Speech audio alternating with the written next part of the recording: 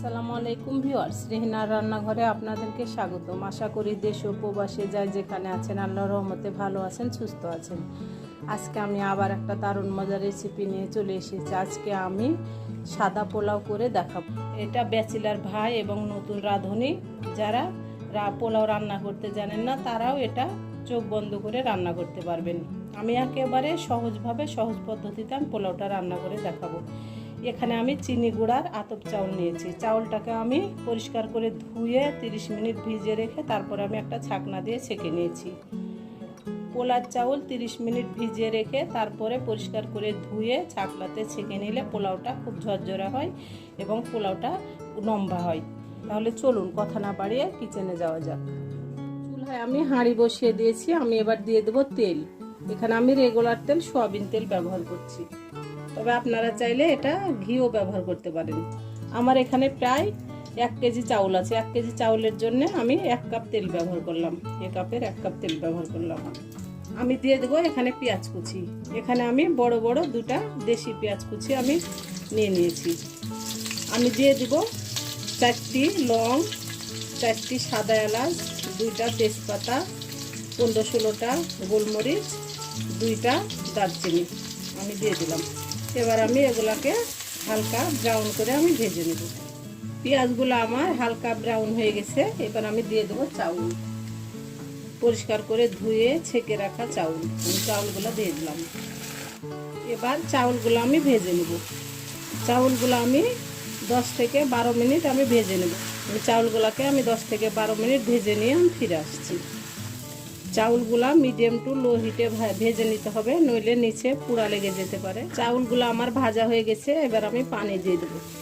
এখানে অবশ্যই গরম পানি ব্যবহার করতে হবে এবং ফুটন্ত গরম পানি। এখানে কাঁচা পানি ব্যবহার করা যাবে না। আমি এবার দিয়ে দিলাম ফুটন্ত গরম পানি। এখানে আমি 5 পট চাউল নিয়েছিলাম, 10 পট পানি দিয়ে দিলাম। 1 পট চাউলের জন্য 2 পট পানি। আমি এবার দিয়ে দেবো স্বাদ অনুযায়ী লবণ, দিয়ে দেবো 10-12টা কাঁচা মরিচ। আমি মরিচগুলোকে বড় বড় মরিচ, সেজন্য আমি অর্ধেক করে কেটে নিয়েছি মাঝখান থেকে। আমি এবার ঢাকনা দিয়ে ঢেকে দেবো। ঢাকনা দিয়ে ঢেকে আমি রান্না করে ফিরে আসছি। আমি এবার ঢাকনাটা উঠিয়ে নেব। আমি এবার নেড়ে চেড়ে দেব। আমার পোলাওটা হয়ে গেছে। আমি এবার দিয়ে দেবো ঘি। ঘিটা দিলে ফ্লেভারটা খুব সুন্দর আসবে, খেতে খুব মজা লাগবে। আমি এখানে 2 চামচ ঘি দিয়ে দিলাম। আমি দিয়ে দেবো কিশমিশ। কিশমিশটা অবশ্যই দেওয়ার চেষ্টা করবেন। কিশমিশটা দিলে পোলাওটা খেতে খুব মজা লাগে। আমি এবার দিয়ে দেবো 1/2 চামচ চিনি। এটা একেবারে অপশনাল, ইচ্ছা হলে দিবেন, নইলে স্কিপ করবেন। আমি যেভাবে পোলাওটা রান্না করলাম আপনারা একবার হলো আমার মতো করে রান্না করে খেয়ে দেখুন। এটা অসম্ভব একটা মজার একটা পোলাও। এটা আপনি সাদা ভাতের মতন করে খেতে পারবেন। আমার ভিডিওগুলো যদি ভালো লাগে তাহলে আমার ভিডিওগুলো দেখার অনুরোধ রইল। যদি ফেসবুক থেকে দেখেন তাহলে অবশ্যই একটা ফলো দিয়ে দিবেন। যদি ইউটিউব থেকে দেখেন তাহলে একটা সাবস্ক্রাইব করার অনুরোধ রইল। হাতে যদি সময় থাকে তাহলে অবশ্যই একটা শেয়ার করে দিবেন। আপনাদের একটা শেয়ার আমার অনেক উপকারে আসবে, আমি অনেক দূরে এগিয়ে যেতে পারবো। আপনারা প্রথমে আমাকে যেভাবে সাপোর্ট করেছেন আমাকে আপনারা আবার সেইভাবে সাপোর্ট করুন। আপনাদের সাপোর্ট ছাড়া আমি কোনোদিনই চ্যানেলটি নিয়ে সামনে এগিয়ে যেতে পারবো না। আমি এবার ঢাকনা দিয়ে দমে রেখে দেব প্রায় 30 মিনিট। 30 মিনিট পরে আমি ফিরে আসছি। 30 মিনিট পরে আমি ঢাকনাটা উঠিয়ে নেব। আমি দিয়ে দেব বেরেস্তা।